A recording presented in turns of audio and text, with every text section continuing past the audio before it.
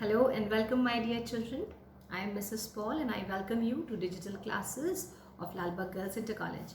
Today's session is again for the students of class 11.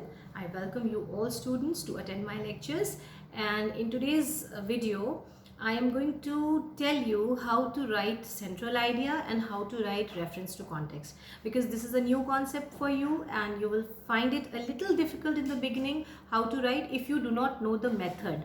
Once I tell you how you are supposed to write it, then writing the explanations will become very easy for you and you will write it without any difficulties. So basically, children, when I will explain a poem to you, what you can do is you can note down the key points somewhere in your registers. You can mark the difficult words in the books. You must note down the meanings of the words which I explain. Many times, though, there is the glossary at the back and you can note down from there also, but there are certain words which I explain in detail, certain words which I explain in detail. I'm not talking about any particular line. Each and every word I explain to you in different way and in more detailed form, so it is good for you to note down and take down those notes.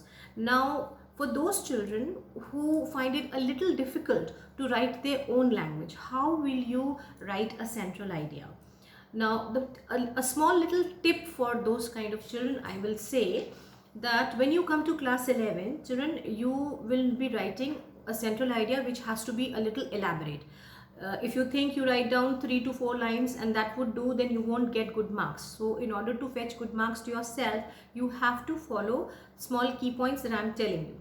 Now, once I have given you the explanation of the poem, you write down, as I'm saying, you write down the meaning of the difficult words, you write down the explanation of the lines which I'm explaining, and then when you have to explain or write the gist, because in class 11 only central idea comes to in the question paper to write down.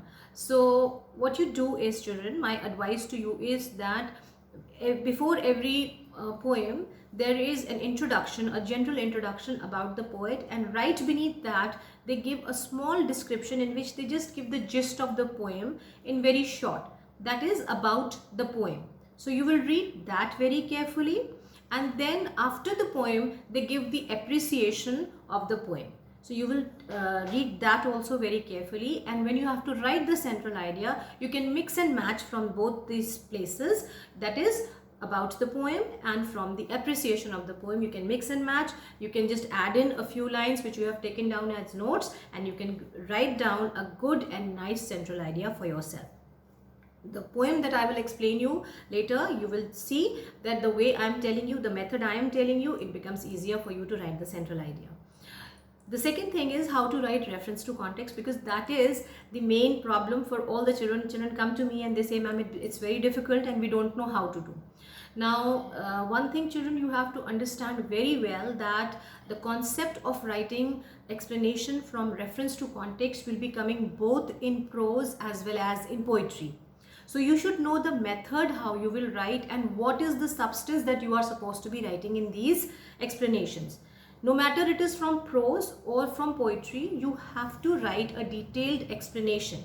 Now, what you are supposed to write in reference? Reference means, now if I talk about, if you have the books right now in front of you, so you can just read out any stanza or any paragraph from the book saying, ma'am, this is from lesson 1 or this is from lesson 2, this is the name of the lesson, so and so is the writer or the poet of the particular lesson. So you can tell everything is there in front of you. But when you have to face the examinations during the exams, you will not be having those books, and in the exams we just give you one particular paragraph. It could be from any lesson. There are 7 lessons for you. It could be from any lesson. So you have to be very careful when you are reading the lessons. The reading has to be done very precisely.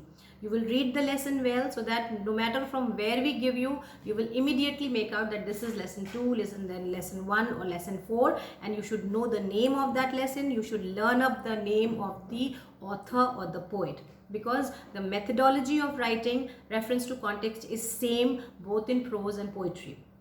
So what you write in the reference, you write the name of the lesson, and children, make it a point that before writing the reference, you have to just mention 1 or 2 words then a line of dot dot, and then again the last word of that particular stanza or paragraph, so that the person who is checking your copy should know very well that you are writing the answer to that particular paragraph or stanza.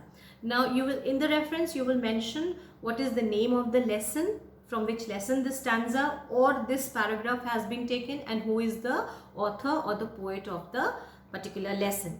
In context, children, you have to write whatever you are going to explain, whatever passage or stanza has been given to you, that you will explain in the explanation portion, but in the context you have to explain in very short, maybe in 3 or 4 lines, what is coming before that, what has been mentioned in your book before to that particular paragraph or stanza. What has the author or the poet mentioned right before that particular paragraph.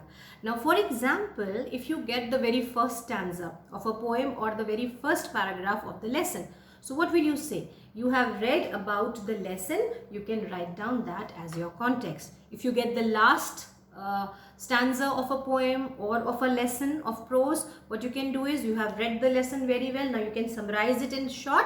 For example, as I taught you in the first lesson of prose, My Struggle for an Education by Booker T. Washington. So if I give you the last stanza to do the reference to context, you can say that the author had faced so many difficulties on his way. His mother had sent him half-heartedly. Though he had found many difficulties, he was tired, he was dirty, he was hungry, but he was not discouraged, and finally he got admitted into the college.